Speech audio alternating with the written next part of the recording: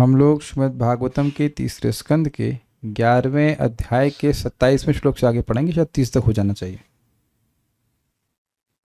तो मनवंतरों के बारे में आपने सुना था, अब उसके आगे सुनते हैं। इससे पहले एक बहुत प्रेरणादायक बात बताऊंगा। ये पद्म पुराण के उत्तर खंड से 195/29 से लेकर 36 ऐसे कुछ श्लोक हैं। 29-36 श्लोक होंगे। इसमें भागवतम की महिमा बताई गई है। ग्रंथोस्तदसहस्रो 12 स्कंद संयुक्त परीक्षित सुख संवाद श्रीमद्भागवत विद श्लोक अर्धम श्लोक पदम वा नित्यम भागवत उद्भवम पटस्व स्वमुखेनापि यदि इच्छासि भवक्षयम। इस ग्रंथ में, इस भागवत ग्रंथ में, अब ये कहते हैं 10,000 श्लोक है, पता नहीं कैसे 10,000 श्लोक है, लेकिन सीधा होना चाहिए ना। 5,000 श्लोक हैं भागवत में। कितने हैं? 18,000 हैं। ये सारी संस्कृत मिस्टेक हुई। अष्टदश शास्त्र होना चाहिए। एनी हाउ, जो भी है, 18,000 श्लोक हैं और ये 12 स्कंदों में विभक्त है। श्रीमद् भागवतम में राजा परीक्षित के साथ सुखद संवाद है। जो व्यक्ति श्रीमद् भागवतम का आधा श्लोक या उसका एक पद, श्लोकम अर्धम श्लोकम पदम वा, एक पद अर्थात एक शब्द भी नियमित रूप से अपने मुख से पढ़े, वह अपने जन्म मृत्यु के बंधन से मुक्ति पा सकता है और सांसारिक मोह यानी भवक्षय होना चाहिए, भावक्षय नहीं, भवक्षय को समाप्त कर सकता है। बस इतना ही है। उसके बाद वाला छोड़ दीजिएगा, हिंदी में उसको तो समझा रहे हैं उसको, लेकिन ये जल्दी जल्दी में थोड़ा सा कर दी थी, लेकिन बात बड़ी गंभीर है। यानी कि रोज 1 घंटे का समय जो आप भगवतम के लिए बिता रहे हैं, ये व्यक्ति के लिए अत्यंत लाभप्रद है। यहाँ तो हम लोग प्राय 1 से तो अधिक, 1 श्लोक तो पढ़ ही लेते हैं, 1 श्लोक तो पढ़ ही लेते हैं कम से कम, और बड़े आसानी से व्यक्ति का भव क्षय हो जाएगा। मतलब बार बार जो जन्म ले रहा है वो जन्म मृत्यु का चक्र नष्ट हो जाएगा। So please take out some time for that. ज़्यादा समय तो लगेगा नहीं। लोग अपना फोन देखते देखते घंटों बिता देते हैं, वहां तो समय व्यर्थ ही हो रहा है ना। तो कम से कम यहाँ 45 मिनट 1 घंटा तो आकर के भागवतम सुनना चाहिए। बिल्कुल आराम से, मालूम भी चलता नहीं कि हमने पढ़ लिया। So let's go forward. तो मनवंतर में क्या होता है, मेरे पीछे बोलिए, माइक लीजिए। मनवंतरेषु भगवान बिभ्रत सत्वम स्वमूर्तिभिः। मनवंतरेषु भगवान बिभ्रत सत्वम स्वमूर्तिभिः। मन्व आदिभिरिदं विश्वम अवति उदित पौरुषः। मन्व आदिभिरिव इदं विश्वम अव्यक्त उदित पौरुषः। भक्तों से निवेदन है कि जो लोग देख पा रहे हैं उस श्लोक को बोलेंगे भी। यहाँ लिखा भी, हमने सुना ना कि कुछ अपने मुख से बोलना होता है, और भगवान ने एक ही मुख दिया है, चतुर्मुख तो है नहीं, तो एक मुख से तो बोलना ही चाहिए। मनवंतरेषु भगवान बिभ्रत सत्वम स्वमूर्तिभिः। मनवंतरेषु भगवान बिभ्रत सत्वम स्वमूर्तिभिः। मन्वादिभिरिदं विश्वम अवति उदित पौरुषः। मन्व आदिभिरिव इदं विश्वम अवति उदित पौरुषः। मनवंतरेषु भगवान बिभ्रत सत्वम स्वमूर्तिभिः। मनवंतरेषु भगवान बिभ्रत सत्वम स्वमूर्तिभिः। मन्वादिभिरिदं विश्वम अवति उदित पौरुषः। मन्वादिभिरिदं विश्वम अवति उदित पौरुषः। जैसे अपने महिमा में सुना कि एक श्लोक, आधा श्लोक, एक शब्द तो बोल ही सकते हैं। कोई कहे कि हम संस्कृत बिल्कुल नहीं बोल पा रहे हैं, तो भगवान शब्द भी नहीं बोल पा रहे हैं, बिभ्रत नहीं बोल पा रहे हैं, सत्वम नहीं बोल पा रहे हैं। आप देखेंगे कभी कभी कुछ भक्त, जैसे परम पूज्य वृंदावन चंद्र महाराज, पहले शब्दों को बुलवा देते हैं कि मान लो कोई श्लोक ना बोल पाए तो कम से कम शब्द बोल दे। मनवंतरेषु, तो सब लोग बोले मनवंतरेषु भगवान भगवान। तो अरे भाई, पूरा श्लोक नहीं बोल पा रहे, कम से कम एक पद ही बोल दे व्यक्ति। कम से कम एक पद के लिए तो जगह रहे है ना, कि कम से कम एक श्लोक नहीं बोल पा रहा, आधा श्लोक में ही सो गया, तो कम से कम एक शब्द तो बोलता है। चलिए मेरे पीछे एक बार शब्द बोलिए। मनवंतरेषु मनवंतरेषु भगवान भगवान बिभ्रत बिभ्रत सत्वम सत्वम स्वमूर्तिभिः। स्वमूर्तिभिः। मनवत मनुवादिभिः मनुवादिभिः इदं इदं विश्वम् विश्वम् अवति अवति उदित पौरुषः। उदित पौरुषः। हमारा काम खत्म। अब बाकी इसको सुना हो सो जाए, कोई दिक्कत नहीं, लेकिन आपने एक पद भागवत का जरूर बोल दिया, हम खुश हैं। ठीक है, so like this go forward. बोलिए अनुवाद, अनुवाद बोलिए। प्रत्येक मनु के बदलने के साथ पूर्ण पुरुषोत्तम भगवान विभिन्न अवतारों के रूप में यथा मनु इत्यादि के रूप में अपनी अंतरंगा शक्ति प्रकट करते हुए अवतीर्ण होते हैं। इस तरह प्राप्त हुई शक्ति से वे ब्रह्मांड का पालन करते हैं। अन्वय, मनवंतरेषु उदित पौरुषः। मनवंतरों में, मनवंतरों को अब समझाने की जरूरत नहीं है, 14 मनवंतर होते हैं ब्रह्मा जी के एक दिन में। उदित पौरुषः, प्रकटित पुरुष अवतार। भगवान पुरुष अवतार को प्रकट करके, उदित वजह से सूर्य उदित होता है, ऐसे ही पुरुष अवतार उदित होते हैं। तो उदित होने का क्या अर्थ है? सूर्य उदित होता है, सूर्य की सृष्टि नहीं होती है। सूर्य का बर्थडे नहीं होगा सुबह कल 6:30 बजे, और अभी सूर्य मर नहीं गया है। तो उदित पौरुष मतलब भगवान प्रकट होते हैं जैसे कि सूर्य प्रकट होता है, जैसे सूर्य उदित होता है वैसे। और एक और इसमें इंटरेस्टिंग बात है कि सूर्य अपने प्रकाश से उदित होता है। सूर्य प्रकाशित नहीं हो रहा है, सूर्य अपने तेज से अपने को प्रकाशित करता है। वो अपने को भी प्रकाशित करता है और अन्य वस्तुओं को भी प्रकाशित करता है। तो उदित से क्लियर हो गया, ये क्लियर है। भगवान अपने पुरुषावतारों को, पुरुषावतार का मतलब वो समझ लेना चाहिए आपको कि पुरुष रूप में आ रहे हैं। ये नहीं समझना चाहिए कि आपको महाविष्णु, गर्भोदकश विष्णु, क्षीरोदकश विष्णु, उनको पुरुषावतार कहते हैं, लेकिन वह तो प्रकट नहीं होते हैं जगत में ना। गर्भोदकशाय विष्णु, क्षीरोदकशाय विष्णु, क्षीरोदकशाय विष्णु और कारण सागर में रहने वाले महाविष्णु, वह जगत में अवतार नहीं लेते हैं, उस रूप में नहीं लेते हैं जिस तरह से आप देखते हो। कभी सुना है आपने चतुर्भुज रूप में भगवान नारायण अवतार ले रहे हैं उस तरह से, जिससे हम सुनते हैं उनको? ऐसे वो आते ही हैं, चतुर्भुज रूप में भगवान कई बार आए हैं, ऐसी बात नहीं कि नहीं आए, लेकिन सामान्यतः वह इस रूप में नहीं अवतरित होते। अब ठीक है ना, अपने को प्रकाशित करने का मतलब सबको खुद को प्रकट करना। हाँ, तो यही तो अर्थ हुआ ना, जैसे सूर्य प्रकट हो रहा है वैसे अपने आप को भगवान सबके सामने प्रकट कर रहे हैं। देखिए बहुत अच्छी बात है ये। भगवान को हमारे चर्म चक्षु नहीं देख सकते हैं, लेकिन भगवान अपनी अचिंत्य शक्ति से समय समय पर अपने चिन्मय वपु को, चिन्मय विग्रह को सामान्य लोगों के सामने भी प्रकाशित कर देते हैं।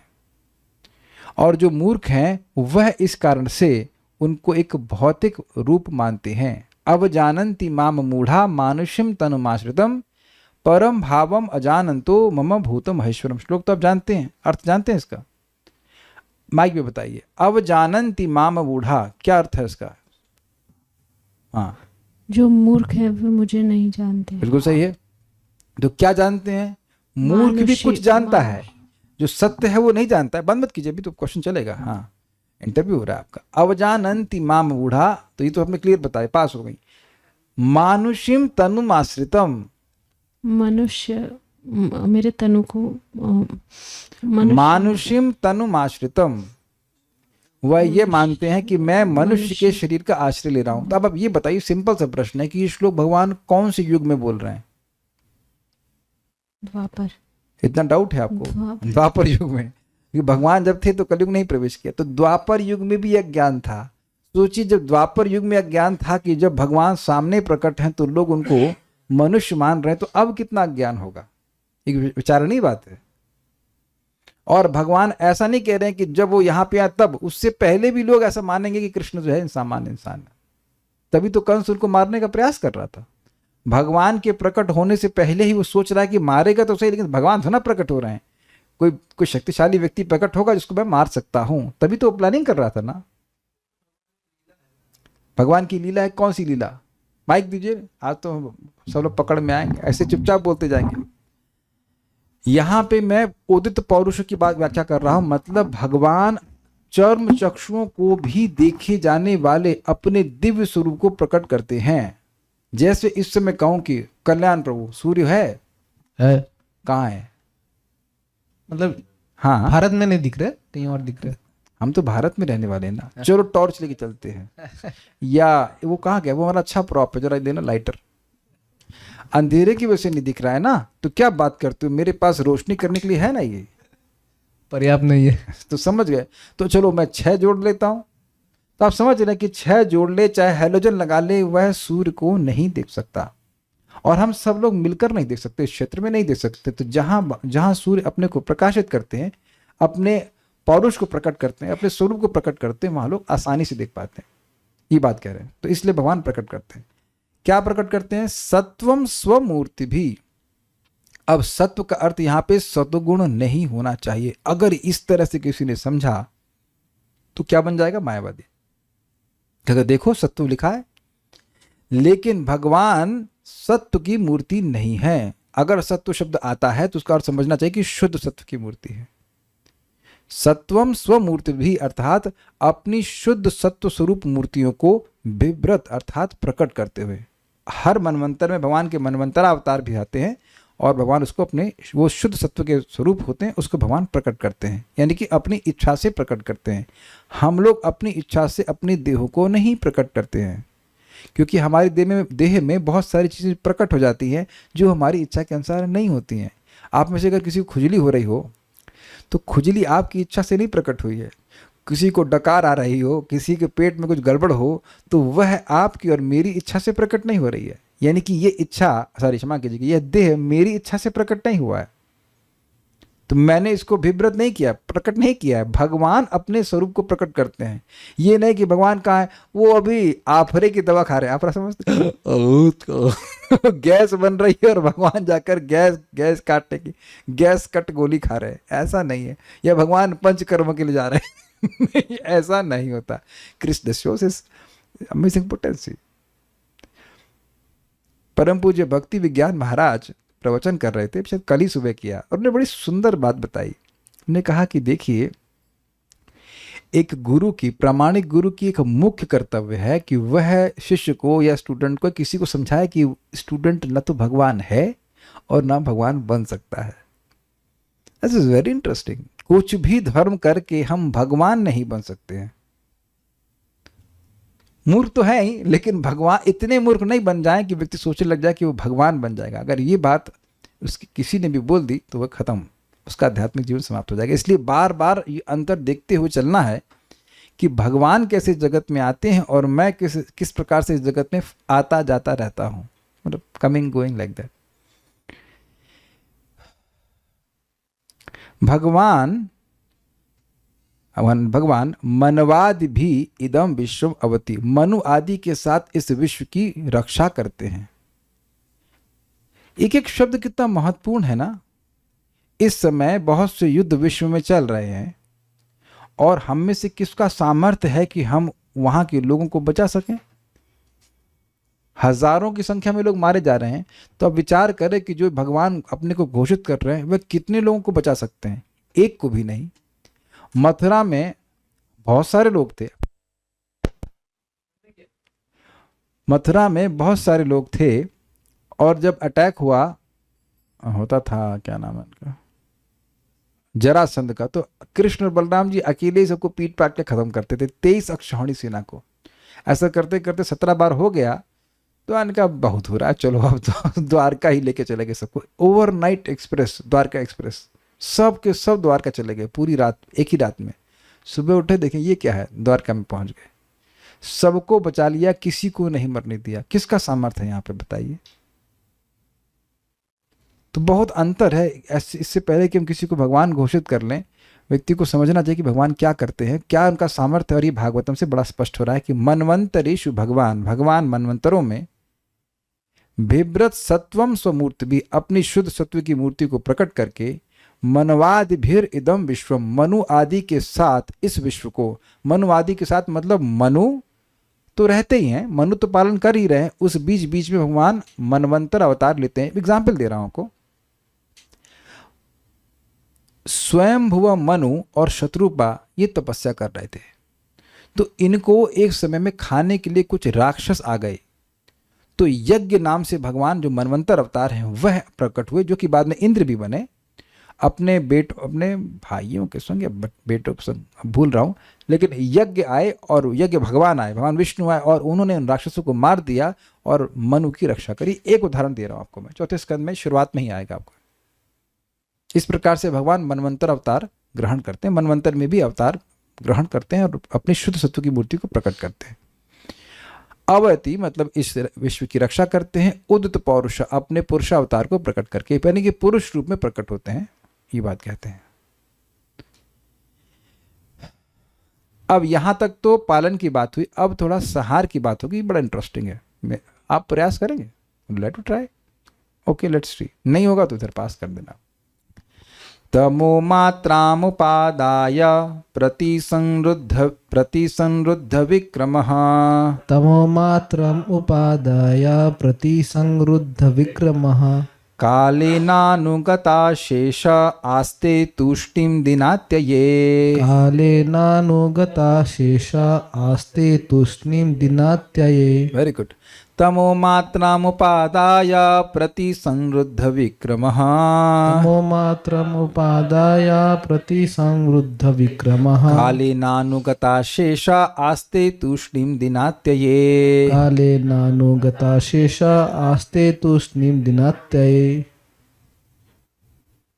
तमो मात्रामुपादाय प्रतिसंरुद्ध विक्रमः तमो मात्रम उपादाय प्रतिसंरुद्ध विक्रमः कालेनानुगता शेष आस्ते तूष्णीं दिनात्यये। कालेनानुगता शेषा आस्ते तूष्णीं दिनात्यये। जिनका वीडियो ऑन है उनको हम देख रहे हैं कि होठ चल रहा है कि नहीं चल रहा है। जो चुप बैठा है उसका नाम लेकर के हल्ला किया जाएगा, काहे चुप बैठे हैं, गूंगा तो नहीं है ना? सब लोग को बोलना है, मेरे पीछे बोलिए। तमो मात्रामुपादाय प्रतिसंरुद्ध विक्रमः तमो मात्रम उपादाय प्रतिसंरुद्ध विक्रमः कालेनानुगता शेषा आस्ते तूष्णीं दिनात्यये। कालेनानुगता शेषा आस्ते तूष्णीं दिनात्यये। तूष्णीं का मतलब होता है चुप रहना। तो चुप रहने का काम प्रलय के बाद अभी चुप नहीं रहना है, अभी बोलिए। वक्तुम समर्थ हो भी वक्तों में बोलने में समर्थ हैं तो बोलिए। और क्या घबराहट है? आपकी आवाज़ जिसको सुननी चाहिए वह सुन ही रहा है, भगवान। अगर कुछ गलत भी जा रहा है तो काम तो गलत नहीं कर रहे हैं ना। कभी कहते हैं कुछ श्लोक गलत आ गया तो क्या कुछ अपराध लगेगा? जी नहीं, बोलने सुनने की इच्छा से ही भगवान, बोलना जोड़ दे रहा हूँ मैं, वैसे तो सुनने की इच्छा से ही भगवान हृदय में आ जाते हैं। तो बोलिए, बोलने का बड़ा लाभ है। ओके। दिन का अंत होने पर तमोगुण के नगण्य अंश के अंतर्गत ब्रह्मांड की शक्तिशाली अभिव्यक्ति रात के अंधेरे में लीन हो जाती है। नित्य काल के प्रभाव से असंख्य जीव इस प्रलय में लीन रहते हैं और हर वस्तु मौन रहती है। क्या रहती है? चुप। मतलब मौन रहती का मतलब क्या है? अगर आप मौन रहती का अर्थ वैसे समझेंगे कि बस हम चुप बैठे हुए हैं तो ये गलत होगा। मौन रहती है मतलब उनके देह नष्ट हो जाते हैं। देयर इज नो फंक्शनैलिटी, उस अर्थ में कोई कार्य हो ही नहीं रहा होता है। ऐसा नहीं कि लोग हैं और चुप बैठे हैं। क्या लगता है कि चुप बैठ पाएंगे लोग? क्यों ऐसा चुप नहीं बैठ सकते? ना ही कश्चिद क्षणमपि जातु तिष्ठत्य अकर्मकृत। कुछ समझ रहे हैं? ऐसा नहीं कि लोग, जीव जो है वो शरीर से युक्त हैं और चुप बैठे हैं। जीव और शरीर से युक्त हो और चुप बैठे, अरे बहुत से लोग तो सोते समय भी खर्राटा मारते हैं, है ना? ये सपना देखते हैं। तो बताइए, जब सोते समय चुप नहीं रह रहा है तो ऐसे बैठा रहेगा और चुप रहेगा, वो भी इतने सारे जीव। मच्छर तक तो चुप नहीं रहता। कितना डेयरिंग है, खून पीने से पहले, अटैक करने से पहले करता है। आओ देखो, जो करना चाहो कर लो। वो भी कान के पास आकर के, तारा खून पीने आता, जो करना कर लो। ये चले दे रहा है। मच्छर की देखिए, मच्छर की डेयरिंग देखिए। अगर मच्छर के साइज के हम होते तो हमारे बराबर किसी व्यक्ति से ऐसे डेयरिंग करते आवाज देकर के? तो मच्छर चुप नहीं हो रहा है और इंसान चुप हो जाएगा। तो यहाँ मौन रहने का अर्थ है कि जो माई की लीला है उसमें वह संलग्न नहीं हो रहे हैं। तो हम आगे उसको पढ़ते हैं। बड़ा इंटरेस्टिंग श्लोक है ये। तमस, अंधकार का, यहाँ तमस का, अंधकार का मतलब है तमोगुण का। तमोगुण का कार्य, तमोगुण किस लिए उपयोग करते हैं? नष्ट करने के लिए, नष्ट करने के लिए। सतोगुण पालन करने के लिए, रजोगुण सृष्टि करने के लिए, लेकिन तमोगुण नष्ट करने के लिए। मैं कहूँ कद्दू रखा है, इसकी सब्जी बना, एक मिनट, कद्दू को उगाओ, काफ़ी एनर्जी लगेगी। कद्दू को पकाओ, वो भी मतलब सब्जी बनाओ तो थोड़ा एनर्जी लगेगी। कहो कद्दू फोड़ दो तो आप देख रहे हैं कि कद्दू फोड़ने में, कद्दू पकाने में, कद्दू उगाने में कद्दू ही सब्जेक्ट है, लेकिन एनर्जी अलग अलग प्रकार की हुई कि नहीं हुई? ब्रह्मांड से कद्दू से तुलना कर सकते हैं। तो ये फोड़ने का काम जो है, इसको एक अंश मात्र से किया जा रहा है तमोगुण के। अब लेकिन बड़ा मजेदार बात है, तमसः मात्राम उपादाय, अंधकार का नगण्य अंश मात्र उपादाय अर्थात स्वीकार करके। तो अब कहेंगे ये थोड़ा क्यों स्वीकार कर रहे हैं? देखिए, पूरे ब्रह्मांड को नष्ट नहीं करना है, केवल त्रिलोकी को नष्ट करना है। तो इसके लिए इतना अधिक तमोगुण की जरूरत नहीं है कि व्यक्ति मतलब, क्योंकि ब्रह्मांड की प्रलय भी आंशिक प्रलय है। जो ब्रह्मा जी के दिन के अंत में प्रलय होती है वह आंशिक प्रलय है। जो प्राकृतिक प्रलय है जिसपे कि सारा ब्रह्मांड नष्ट जाता है, वह ब्रह्मा जी की आयु के समाप्ति के समय होता है। तो उसमें अधिक डिस्ट्रक्शन की जरूरत है, तो वहां अधिक तमोगुण लगेगा। भाई जैसे मेरे इस घर में 2 रूम हैं, तो अब एक रूम को ठंडा करने के लिए एक एसी लगेगा और दोनों रूम को ठंडा करने के लिए अधिक कूलिंग पावर चाहिए। Is it not? आपके पास 50 लीटर का पानी है, तो उसको गर्म करने के लिए या उसको भाप बनाने के लिए, प्रलय का समझ लीजिए, उसको उड़ाने के लिए अधिक शक्ति की जरूरत है। और मैं कहूं कि अब यहां से इसमें मान लीजिए थोड़ा सा पानी भरा है, तो उसको गर्म करने के लिए या उसको भाप बनाने के लिए कम एनर्जी की जरूरत पड़ेगी कि नहीं पड़ेगी? और आप अब और छोटा चले जाइए कि एक बूंद पानी को वाष्प में कन्वर्ट करने के लिए कम एनर्जी लगेगी कि नहीं लगेगी? तो मात्रा कम हो जाएगी ना। तो कह रहे हैं मात्रा मतलब तमोगुण को यूज कर रहे हैं, लेकिन बहुत थोड़ी ही मात्रा में। हाँ, एक प्रश्न है कि कौन यूज कर रहा है? ये प्रश्न अच्छा है, अभी इसको और आगे क्लियर होगा वो।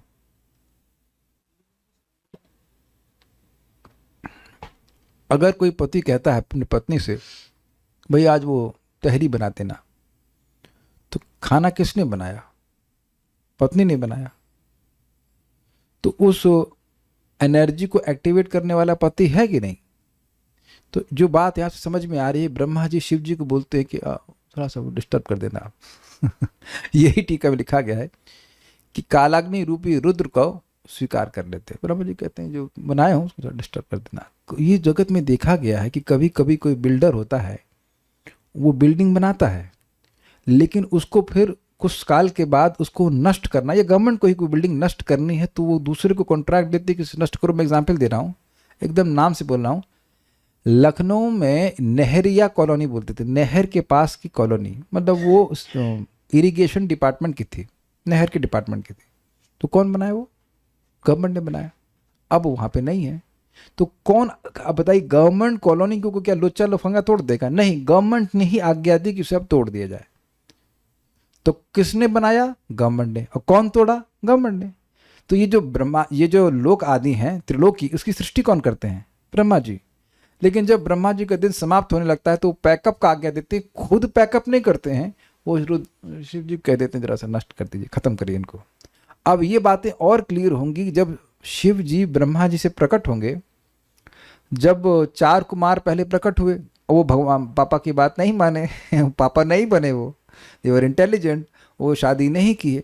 तो अब ब्रह्मा जी को गुस्सा आया, तो गुस्से में आकर शिव जी को प्रकट कर दी। तो शिव जी को बोले सृष्टि करो। तो शिव जी जिन लोगों की सृष्टि की है वो सब ध्वंस करने वाले थे। तो ब्रह्मा जी को ऐसा करिए, आप तपस्या करिए। मतलब अभी आपकी सृष्टि की जरूरत नहीं है, आपकी सृष्टि प्रलय के समय चाहिए, मतलब आगे चाहिए होगी।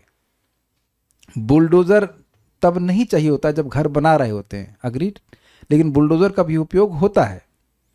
तो यहाँ ये जो मैं समझ पाया हूँ, यह शिव जी को डेलीगेट कर देते हैं, या संकर्षण भगवान के रूप से अग्नि निकलती है, उसी को कहते हैं शिव जी का तांडव नृत्य होता है। जो भी आप ग्रहण कर लें, उसको थोड़े अंश में उपयोग करके केवल त्रिलोकी को नष्ट करते हैं। इसलिए यहाँ बोल रहे हैं नगण्य अंश मात्र, सारे तमोगुण को उपयोग नहीं करते हैं। समझ में आ रहा है कुछ? मात्रा मतलब तमसः मात्राम उपादाय, स्वीकार करके, प्रति संरुद्ध विक्रम। भाई ये जबरदस्त बात है। प्रति संरुद्ध, समरुद्ध, रुद्ध मतलब क्या होता है? अवरुद्ध, हाँ ठीक है, सही आया। अवरुद्ध मतलब रोकना, हर तरफ से रोक देना। समरुद्ध मतलब वही अर्थ है, सब तरफ से रोक देना। और प्रतिसंरुद्ध मतलब बिल्कुल बढ़िया से रोक दिया। तो उसका मतलब क्या है, जो भी विक्रम है, विक्रम किसका है, विक्रम को बताया गया है दूसरे स्कंद के 6 अध्याय के 7वें श्लोक में। 276 था या 267 था, अभी देख लेंगे कौन सा है।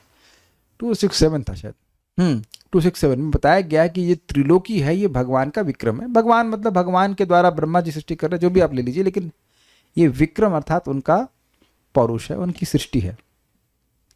तो ये जो अभिव्यक्ति थी उसकी सारी शक्ति वो क्या है, विक्रम का अर्थ है। विक्रम मतलब भगवान के द्वारा जो सृष्टि की गई थी त्रिलोकी तक। भगवान का मतलब भगवान जो ब्रह्मा जी को निमित्त बनाकर सृष्टि किए थे त्रिलोकी अर्थात पाताल, मर्त्य और स्वर्ग तक, उसको प्रतिसंरुद्ध, उसको रोक करके। कैसे रोकते हैं, संकर्षण भगवान के मुख से अग्नि निकलती है और वो अग्नि घेर लेती है स्वर्ग तक सभी ग्रहों को। अब ये घेरने का अर्थ आप संरुद्ध में समझ पा रहे हैं कि नहीं। अगर सब कोई व्यक्ति भागना चाहे, उसको चारों ओर से घेर लिया जाएगा तो उसको कहा जाएगा ना कि उसको अवरुद्ध कर लिया गया है, तो वहां से लोग भाग नहीं सकते हैं। महर लोक में लोगों को ताप लगता है, वो भाग जाते हैं ऊपर, लेकिन स्वर्ग लोक के लोग नहीं भाग पाते। क्या मैं समझा पा रहा हूं। पृथ्वी लोक, पाताल लोक और स्वर्ग लोक पर्यंत जितने लोग हैं वो वहीं फूक जाते हैं, वह भाग नहीं पाते। They are not allowed to escape. तो अब वो सृष्टि है वह सब समाप्त हो जाती है। कैसे समाप्त होती है, अग्नि के द्वारा। अग्नि के द्वारा अवरुद्ध हो जाती है। जैसे हाथी आदि हों और वह जंगल में फंस गए हों और सब तरफ से अग्नि लग जाए, इसे कहते हैं फॉरेस्ट फायर, तो वह अब बाहर निकल नहीं पाते हैं। या इस जगत में देखते हैं कि बिल्डिंग में कहीं आग लग जाती है तो जो लोग अंदर फंस जाते हैं उनको एस्केप रूट नहीं मिल पाता। There is no escape plan, कोई प्लान नहीं जिसके द्वारा वो बाहर निकल सके। तो ये प्रतिरुद्ध विक्रम का अर्थ है, प्रतिसंरुद्ध विक्रम का अर्थ। ये भी क्लियर हो गया। विक्रम मतलब त्रिलोकी की सृष्टि और प्रतिसंरुद्ध मतलब जो चारों ओर से या सब ओर से अग्नि से ढक जाते हैं। ठीक है ना। ये बोलना, इस सारी शक्ति को रोक करके कालेना, नित्य काल के द्वारा अनुगत, अनुगत मतलब अनुप्रविष्ट, सारे जीव ब्रह्मा जी के साथ गर्भोदकशा विष्णु में प्रवेश कर जाते हैं। जैसे ब्रह्मा जी जा रहे हैं उन्हीं के पीछे पीछे वो भी जा रहे हैं। ये भी समझ में आया अनुगत का अर्थ। जैसे यहाँ पे एक भक्त आए क्लास में, फिर उनके पीछे दूसरे भक्त भी आ गए, तो बाहर से तो विलीन हो गए ना। बाहर आप दिख रहे थे, वहां ना दिख करके अब आप इस रूम के अंदर आ गए हो। ये समझ में आ रहा है अनुगत। अनुगत का मतलब होता है पीछे पीछे चलना, फॉलो करना। तो ब्रह्मा जी अब सो करके जा रहे हैं गर्भोदकशा विष्णु के पेट में, तो उनके पीछे पीछे बाकी सारे जीव भी जा रहे हैं। हाँ, एक अलग बात यह है कि ब्रह्मा जी नष्ट होकर के नहीं जा रहे हैं, और यहाँ इन लोग के जो त्रिलोकी है मतलब स्वर्ग तक जितने भी जीव हैं उनका शरीर नष्ट हो रहा है और फिर वो जा रहे हैं, ये अंतर है। लेकिन जा सब ब्रह्मा जी के पीछे पीछे भगवान गर्भोदकशा विष्णु के शरीर में जा रहे हैं। इसीलिए कह रहे हैं उन प्रविष्ट होकर के। अशेष, अशेष मतलब अनलिमिटेड, असंख्य जीव। दिनात्य, दिन का अंत होने पर तूष्णिम आस्ते, मौन होकर स्थित होते हैं। तो मौन होने का मतलब है कि अब वह कोई फंक्शन नहीं करते। जैसे हमारे 24 घंटे में भी एक मौन की अवस्था होती है, और वो है सो वेरी गुड, सुषुप्ति की अवस्था, जहाँ स्वप्न भी नहीं आता है। तो वहाँ हम कुछ नहीं कर रहे होते हैं लेकिन कुछ कर नहीं रहे होते हैं। There are no thoughts, nothing. वो सुषुप्ति की अवस्था होती है। एक अंदाज से बोल रहा हूँ कि उस समय भी सांस तो ले रहे होते हैं लेकिन वी आर नॉट कॉन्शियस। वो तो भगवान की इच्छा से शरीर चल रहा होता है। माइक पे बताइए, पूछिए। अनुगत के दो अर्थ नहीं, अनुगत के केवल एक ही अर्थ है कि पीछे पीछे चलना। इसका मतलब अनुप्रविष्ट, पीछे पीछे प्रवेश करना। जैसे ब्रह्मा जी भगवान विष्णु में प्रवेश कर रहे हैं, उनके पीछे पीछे जीव प्रवेश कर रहे हैं। लेकिन आप जानते हो, सुन चुके हैं कि ब्रह्मा जी सो नहीं रहे होते हैं। ब्रह्मा जी भगवान विष्णु से अगली दिन के लिए ट्रेनिंग ले रहे होते हैं कि कैसे सृष्टि होगी। लेकिन हम लोग कुछ नहीं कर रहे होते हैं। Holiday like that. लीन होने का अर्थ है कि हाँ ठीक है, लीन हो जाते हैं, मतलब उनको स्थूल शरीर नहीं मिले हुए हैं लेकिन वो हैं, मतलब ऐसा नहीं कि उनकी सत्ता नष्ट हो जाती। तो समझते हो आप, सस्पेंड कह सकते हैं। यस, सस्पेंशन है। तमो मात्राम उपादाय, तमोगुण को थोड़ी मात्रा में, बहुत नगण्य अंश में उपादाय स्वीकार करके प्रतिसंरुद्ध विक्रमा, जो त्रिलोकी तक विक्रम अर्थात सृष्टि है, उसको वह घिर जाती है अग्नि से, वह रुक जाती है, नष्ट हो जाती है। और कालेन काल के द्वारा अनुगत अशेषः अशेष असंख्य जीव अनुप्रविष्ट हो जाते, प्रवेश कर जाते हैं भगवान महाविष्णु में। आस्ते तुष्टिम, और मौन रहते हैं, अर्थात अब वह माई की लीला नहीं करते हैं। लीला मतलब माई कार्य नहीं करते हैं।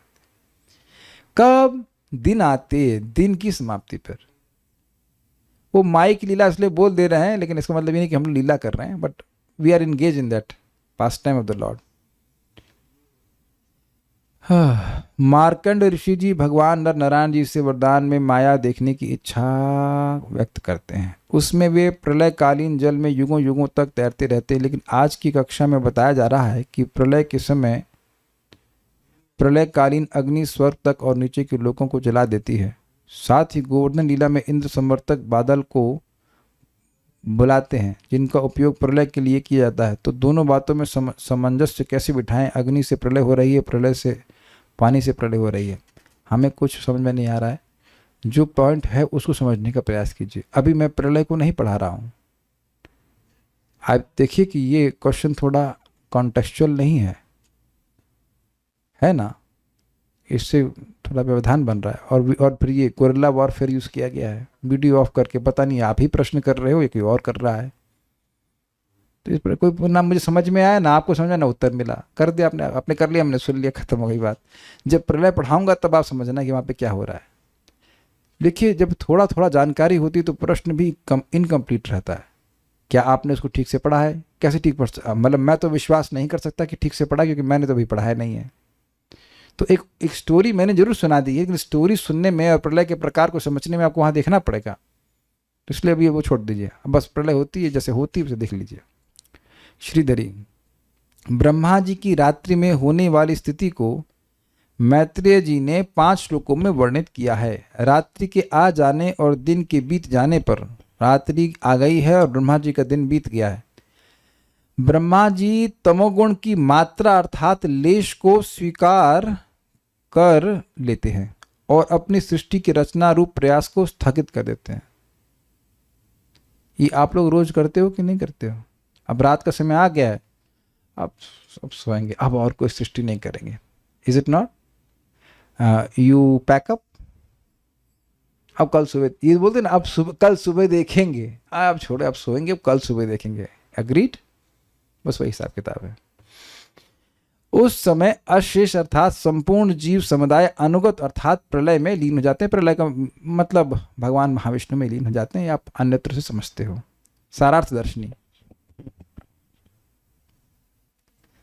रात्रिकालीन स्थिति का वर्णन करने के लिए यह श्लोक कहते हैं, तमो मात्राम उपादाय, अर्थात केवल त्रिलोक के संहार के लिए। समझ में आ गया? मोहर लोक से ऊपर संहार की जरूरत नहीं है, इसलिए पूर्णतः तमोगुण को स्वीकार करने की जरूरत नहीं है।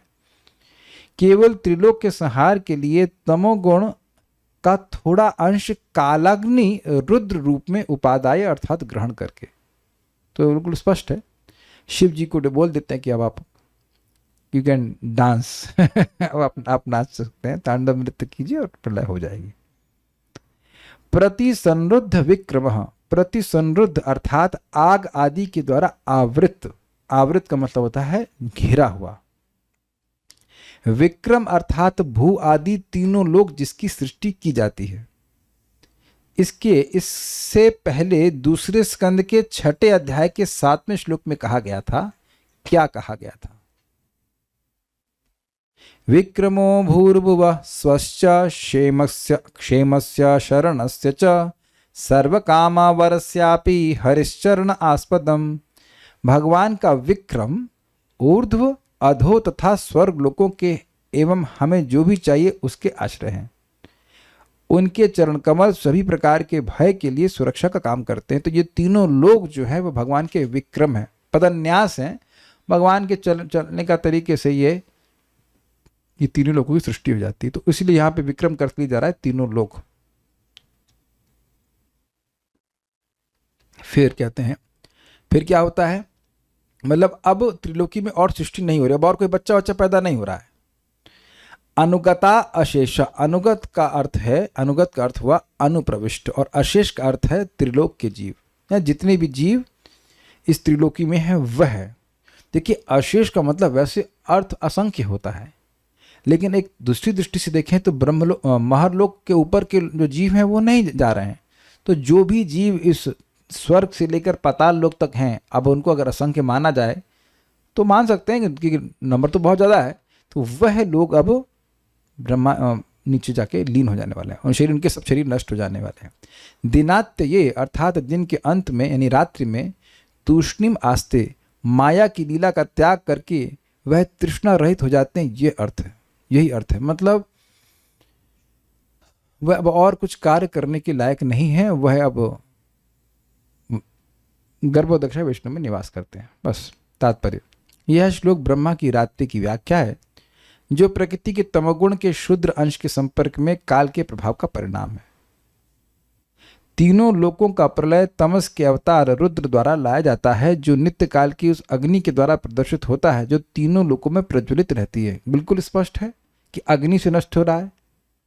देखिए अब प्रश्न है किया गया था, तो मैं अब यहाँ पे इसको एड्रेस कर दे रहा हूँ। अग्नि होती है, फिर बारिश होती है, कुछ सीक्वेंस है।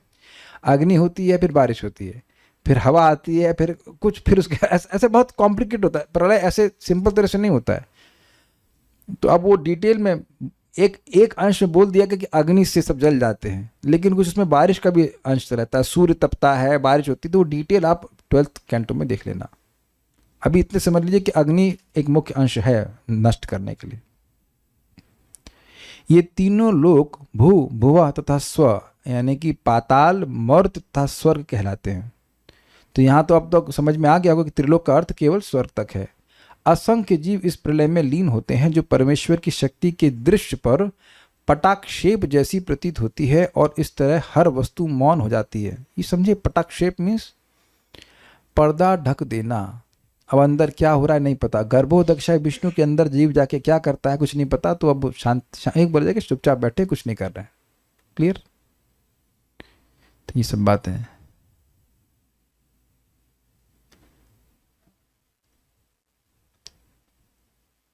एक भक्त पूछते हैं कि श्लोक नंबर 25 और 26 का क्या हुआ?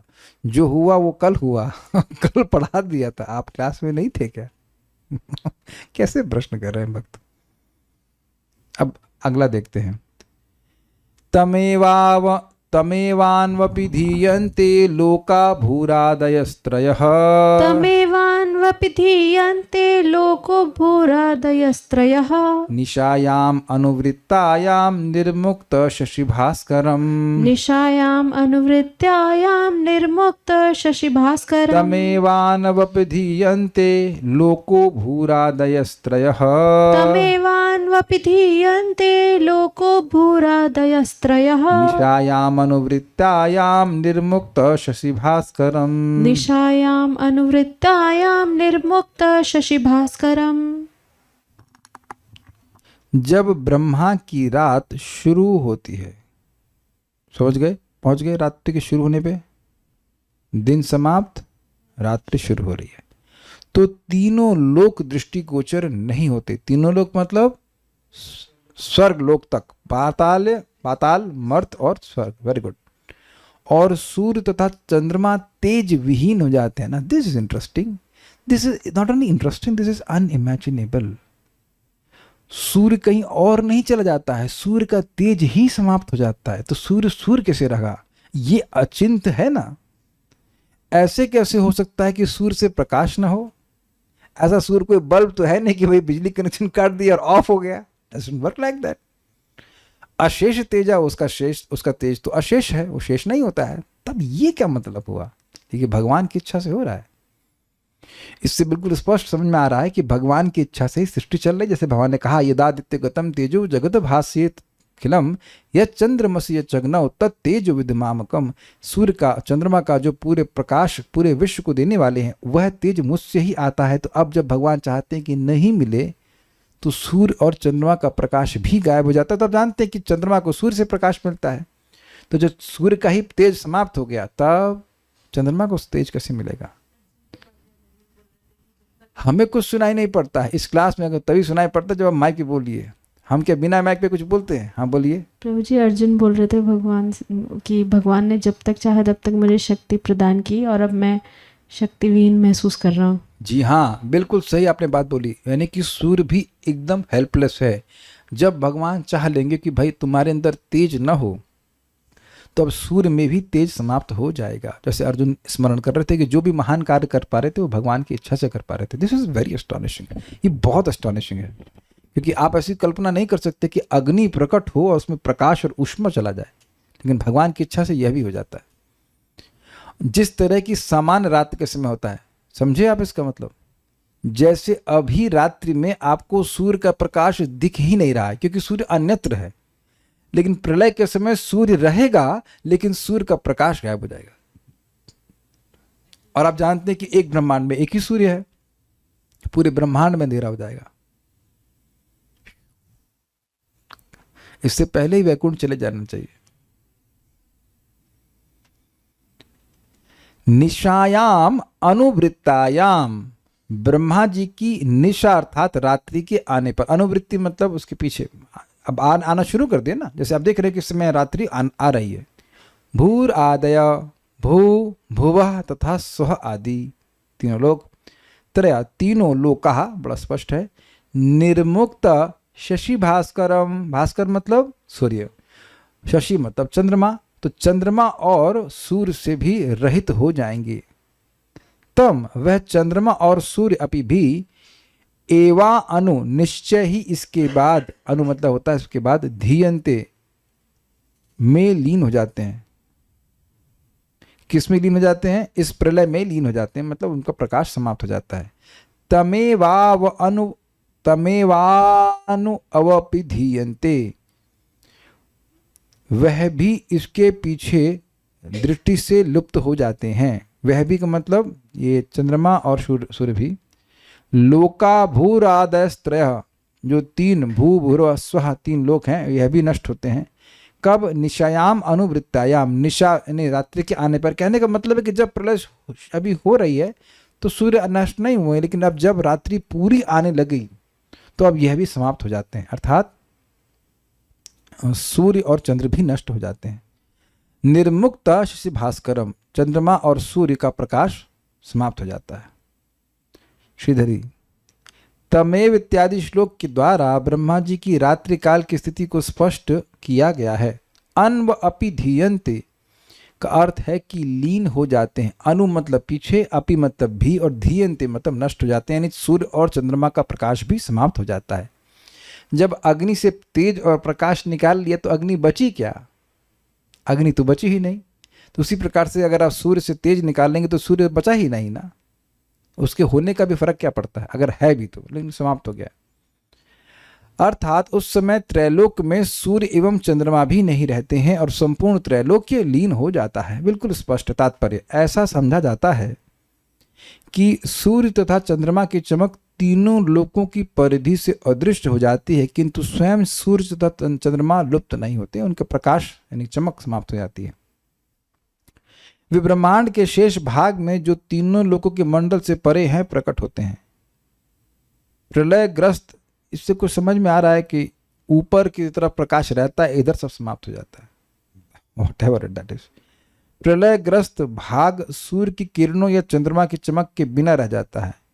सर्वत्र अंधकार रहता है और जल भरा रहता है और ना रुकने वाली वायु चलती है, जैसा कि अगले श्लोकों में बतलाया गया। कुछ इससे बात कुछ और समझ में आ रही है कि ऐसा लग रहा है कि चंद्रमा और सूर्य ये नष्ट नहीं होते हैं, लेकिन इनका प्रकाश यहाँ आना बंद हो जाता है। अब जो भी हो वो तो प्रलय को डिटेल में पढ़ेंगे तो बात समझ में आएगी।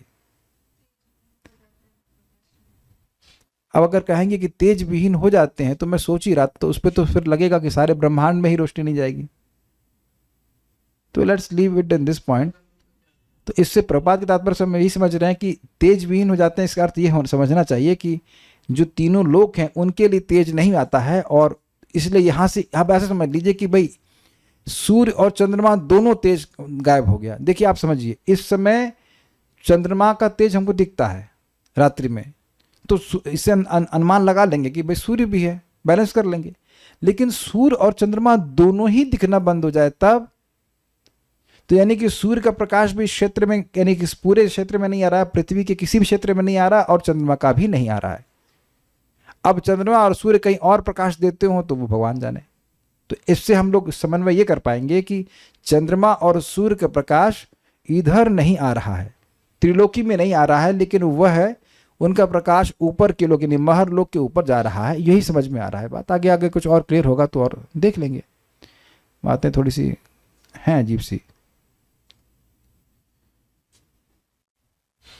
अब एक प्रश्न आ गया, इनको बड़ी दिक्कत है। कह रहे हैं कि इसका मतलब है कि सभी ब्रह्मांड में ऐसे ही होता है। तो आप क्या ब्रह्मा हैं? और अगर ब्रह्मा भी हैं तो आपको दूसरे ब्रह्मांड से कोई मतलब है? आप अपने घर में झाड़ू मारती हैं कि बगल वाले भी देखते हैं? क्या बगल में भी ऐसी झाड़ू मारी जाती है कि वैक्यूम क्लीनर चलाते हैं? कभी सोची हैं आप, जिसने प्रश्न किया है, कभी जिंदगी में आज तक सोची हैं कि बगल वाली इस समय झाड़ू मार रही होगी कि नहीं? बगल के घर वाले से मतलब नहीं है, दूसरे ब्रह्मांड के बारे में पूछ रहे हैं। अगर मान लीजिए आप पूछ भी रहे हैं और मैं कहूँ हाँ ऐसा ही होता है, तो आपके पास कोई वेरीफाई करने का तरीका है? तो अब आप लोग प्रश्न कर देते हो, लेकिन आप बताओ कि मैं उत्तर कैसे दूंगा? जब यहाँ के ब्रह्मांड की बात में घूम जा रहे हैं हम लोग, तो दूसरे ब्रह्मांड में क्या होता होगा, क्या समझ में आएगा? ब्रह्मा जी को ही समझ में नहीं आ रहा था। जब ब्रह्मा जी देखे, अरे भाई मैं तो खरगोश की तरह हूँ, 8, 100 पता नहीं अनंत कितने कितने मुख वाले ब्रह्मा हैं, उनका ब्रह्मांड कितना बड़ा होगा। तो जो छोटा सा ब्रह्मांड हो, समझ लीजिए, समझ करके समझ लीजिए कि यहाँ रहना नहीं है, यहाँ से निकल कर वैकुंठ का पार्षद बनना। इतनी सी बात समझनी है। हम ब्रह्मा थोड़े ना जो सोचेंगे कि प्रलय कैसे होती डिटेल में। इतनी बात में समझ में आ रही है कि चंद्रमा और सूर्य का प्रकाश इधर आता ही नहीं, दोनों ही गायब हो जाते हैं, इस अर्थ में कहते हैं। तो दोनों ही दिखेंगे कि ये गायब हो गए। हमारे लिए इस समय ऑल्टरनेट चल रहा है, चंद्रमा और सूर्य चल रहा है, लेकिन दोनों ही बंद हो जाएंगे, तब आपको दिक्कत होगी कि नहीं होगी? न चंद्रमा का प्रकाश न सूर्य का प्रकाश, यही बात समझ में आती है। इसलिए कहा गया कि सूर्य और चंद्रमा का प्रकाश लुप्त हो जाता है। किसके लिए लुप्त हो जाता है? त्रिलोकी के लिए लुप्त हो जाता है, लेकिन ऊपर के लोकों में जाता है। ये बात समझ में आ रही है। जब मैं ये पहले जब व्याख्या कर रहा था तब मैं ये सोच भी रहा था कि ये कैसे होगा भाई, मतलब ऊपर के लोगों को तो प्रकाश मिलना चाहिए, तो ये समन्वय हो रहा है। अब एक भक्त कह रहे हैं कि आप ही वेरिफिकेशन है, आप शास्त्र से बताते हैं सारी बात। हाँ, तो मैं यही कह रहा हूं कि आप दूसरे ब्रह्मांड के बारे में पूछेंगे तो वहां तो शास्त्र की बात नहीं जा रही है ना, मैं कैसे बताऊंगा? तो दूसरे एक बात है, चलिए आज सब लोग प्रॉमिस करेंगे कार्तिक में कि दूसरे ब्रह्मांड के बारे में आप मुझसे कुछ नहीं पूछेंगे। ठीक है? You will not ask about other ब्रह्मांड्स। कलेक्टिवली में बात हो जाएगी, कोई कहें दूसरे ब्रह्मांड की आयु भी वैसी है जितनी यहाँ की, तो क्या करो, गिनोगे तो? पर जी प्रश्न किए जा रहे हैं। ठीक है, अब मजेदार बात है, ये कई बार बताया गया, अभी आपके सामने आ गया, मेरे पीछे बोलिए। त्रिलोक्याम दह्यमानायाम शक्त्या संकर्षणाग्निना। त्रिलोक्या दह्यमानायां शक्त्या संकर्षणाग्निना। यान्ते उष्मणा महर्लोकात् जनम भृगुवादयोर्दितः। यान्त्य उष्मणा महर्लोकाच् जनम भृग्वादयोर्दितः। त्रिलोक्यां दह्यमानायां शक्त्या संकर्षणाग्निना। त्रिलोक्यां दह्यमानायां शक्त्या संकर्षणाग्निना। यान्त्युष्मणा महर्लोकात् जनम भृगुवादयोर्दिताः। यान्त्युष्मणा महर्लोकाच् जनम भृग्वादयोर्दितः। ये इजी है, ये बहुत इजी है। मेरे ख्याल से सारे श्लोक अब इजी ही बन रहे होंगे। संकर्षण के मुख से निकलने वाली अग्नि के कारण प्रलय होता है, ये क्लियर हो गया। संकर्षण भगवान नीचे बैठे हैं और वो बहुत डिस्टर्ब हो जाते हैं। यार ये लोग, ब्रह्मा जी का पूरा दिन हो गया, ये लोग समझ नहीं रहे, अब इनको फूंक देता हूं मैं। ये आगे आप देखेंगे कि संकर्षण भगवान उकता जाते हैं। ये लोग नालायक हैं, समझ नहीं रहे। ब्रह्मा जी का दिन बीत गया, इतने सारी बार चैतन्य महाप्रभु आके चले गए, ये लोग सुधरने वाले नहीं, अब इनको फूंक देता हूं मैं। तो अब वह गुस्सा होकर के अग्नि नीचे से प्रकट करते हैं, ब्रह्मांड के नीचे में रहते हैं। आपने सुना था ना, संकर्षण भगवान ब्रह्मांड के नीचे रहते हैं और वहाँ वही जो है 4 कुमारों को भागवत सुनाए थे।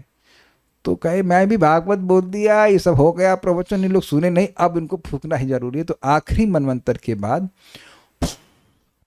करके वो अग्नि प्रकट करना शुरू करते हैं। जैसे आपने कभी देखा हो, वो वेल्डिंग करने के आता, क्या कहते हैं, पीतल की वेल्डिंग करने आता है, तो उसमें से अग्नि निकलती है, ऐसी आवाज होती है और अग्नि प्रकट होती है, और वो अग्नि प्रकट होती है। देखा है आपने कभी इसको? बड़ी अच्छी सी आवाज होती है। गैस वेल्डिंग कहते हैं, हाँ, गैस वेल्डिंग में तो ऐसे ही वो हवा निकलती है और उससे अग्नि भी आती है। तो अब संकर्षण भगवान के मुख से अग्नि निकलती है नीचे से, और वो अग्नि नीचे से सबको जलाना शुरू कर देती है। तो संकर्षण के मुख से निकलने वाली अग्नि के कारण प्रलय होता है, और इस तरह भृगु इत्यादि महर्षि तथा महर लोक के अन्य निवासी उस प्रज्वलित अग्नि की ऊष्मा से जो नीचे के तीनों लोकों में लगी रहती है व्याकुल होकर जनलोक को चले जाते हैं। याद आ रहा है, कई बार बताया था, महर लोक में ये गृहस्थ हैं, लेकिन नॉर्मल गृहस्थ नहीं है, अब मतलब तपस्वी हैं। अब इससे ऊपर जनलोक और उससे ऊपर तपलोक, तो ये लोगों के लिए विमान आते हैं, और वो विमान जो है उस पर वो चढ़ करके जनलोक में चले जाते हैं। क्लियर हो गया? जनलोक पर तपिश नहीं आती, महरलोक नष्ट नहीं होता है, लेकिन तप जाता है। तो कह रहे संकर्षणाग्निना, संकर्षण के मुख की अग्नि के द्वारा, संकर्षण के मुख की अग्नि की शक्ति से त्रिलोक्याम दह्यमानायाम, जब तीनों लोकों के मंडल प्रज्वलित हो जाते हैं, जल रहे होते हैं। दह्यमानायाम मतलब जल रहे होते हैं। Can you visualise that? Sankarshan Bhagwan है, उनके मुख से अग्नि निकल रही है और तीनों फ्लोर जल रहे हैं, ऐसा समझ लीजिए। ऊष्मणा, उस गर्मी से अर्दिता भृगुवादय, अर्दित मतलब होता है परेशान, पीड़ित, पीड़ित भृगुवादी महर्षिगण महालोकात जन्म यान्ति, महरलोक से जनलोक में जाते हैं। बिल्कुल इजी श्लोक है, कोई मुश्किल नहीं है। श्रीधरी, यदि यह प्रश्न हो कि किस प्रकार तीनों लोक नष्ट हो जाते हैं, तो यह श्लोक कहते हैं कि भाई संकर्षण भगवान की मुख की अग्नि से नष्ट हो जाते हैं। तो अभी प्रश्न आया, तो अब प्रश्न आपका उत्तर हो गया, अग्नि से नष्ट होते हैं। भगवान की शक्ति रूपी जो संकर्षण के मुख से निकली हुई अग्नि है, उसकी गर्मी से संतप्त होकर भृगु आदि महर्षिगण महरलोक से जनलोक में चले जाते हैं। इजी है, इजी है मतलब फिनिश हो गया, तात्पर्य फिनिश। अब वहां जाके क्या होता है, उसके आगे क्या होता है, वह हम लोग कल सुनने वाले हैं। कोई प्रश्न है क्या? क्या ब्रह्मा जी की रात्रि में जो प्रलय होती है, उस टाइम जनलोक, तपलोक, ब्रह्मलोक में सूर्य और चंद्रमा की रोशनी आती रहता है? हाँ, यही तो पढ़ा था, यही तो अंडरस्टैंडिंग है। तो क्या वहाँ भी लोग ब्रह्मा जी की रात्रि में एक्टिव रहते हैं, या भगवान गर्भोदक्ष विष्णु के प्रवेश कर जाते हैं? इसके लिए कल की कथा में प्रवेश कीजिए। ये कल की कथा में बताया जाए कि क्या होगा, उस टाइम वो लोग क्या करते हैं। Do they take a holiday, क्या वो सो जाते हैं या क्या करते हैं? तो उसके लिए कल आना होगा ना। दूसरे लोक में भी स्वर्ग आदि सब 14 लोक होते हैं क्या? दूसरे, ये तो प्रश्न जो कर रहे हैं, इससे लगता है कि आप बिल्कुल नए हैं। तो इसका प्रश्न का उत्तर मैं क्या दूंगा बताइए? इस प्रश्न, दूसरे लोक में भी अब आप ऐसा प्रश्न कर रहे हो, दूसरे लोक में 14 लोक अरे यार, दूसरे लोक में 14 लोक नहीं होते हैं, ब्रह्मांड में 14 लोक होते हैं। अब थोड़ा सा पहले की प्रवचनों को भी आप सुनेंगे तो समझ में आएगा। कम से कम इस अध्याय को तो शुरुआत से सुनिए कि 14 लोग जो है 14 भुवन होते हैं, ब्रह्मा जी सृष्टि करते हैं। अब हम इसको उत्तर नहीं दे पाएंगे। कल जो आप क्लास दे रहे थे तो आपने बताया था कि हर मनवंतर का अपना सेट है, देवताओं, ऋषियों और मनवंतर का, मनवंतर अवतार का। ओके, ठीक है, वहाँ मनवंतर अवतार की बात नहीं हुई थी, वहाँ ऋषियों की बात हुई थी, देवताओं की बात हुई थी, गंधर्वादी की बात हुई थी। मनवंतर अवतार के बारे में आज बात हुई है, लेकिन हाँ, मनवंतर अवतार हर मनु के हिसाब से आते हैं। तो आपने एग्जाम्पल दिया था कि वशिष्ठ ऋषि भगवान राम के साथ भी थे, और भीष्म देव के वापस जाते समय भी भगवान के सामने थे। बट द क्वेश्चन इज कि वो पिछले मनवंतर था, वो चाक्षुष मनवंतर था, और भगवान चाक्षुष मनवंतर के 24वें चतुर्युग में आए थे। बिल्कुल अच्छी बात है। कौन प्रश्न करा, बड़ा याद है। अरे बाप रे, अच्छा कठिन प्रश्न कर दिया। और कृष्ण 20 चतुर्युग में आते हैं, यानी कि इसमें तो ये तो मनवंतर डिफरेंस ही हो गया। मैं इस बार जब मैं इसको बोल रहा था तब भी मैं सोच रहा था इस बात को, मैं इस पर चुप हूँ। ये भी सही है और वो भी सही है। वशिष्ठ जी तो जीते ही है ना, वशिष्ठ जी क्यों लंबा जीते हैं हम क्या पता, लेकिन ये बात आप प्रसिद्ध है कि रामायण में वशिष्ठ जी हैं और अभी भी हैं, और वो हैं ही। अब नहीं मर रहे तो मैं क्या मार दूं उनको? बताइए, नहीं मर रहे तो क्या कर सकते? नहीं मर रहे, चिरंजीवी है। अब क्या ना, मार्कंडेय ऋषि तो ब्रह्मा जी के काफ़ी लंबा जीते हो, ब्रह्मा जी के दिन के बियॉन्ड भी जीते हैं। तो अब क्या करें, अच्छी बात है, जी रहे हैं, जीते रहे हैं, अच्छे लोग जिए लंबा तो क्या दिक्कत है? जुग जुग जिए तो क्या दिक्कत है? Will stop here. I don't have answer to all the questions, is it not?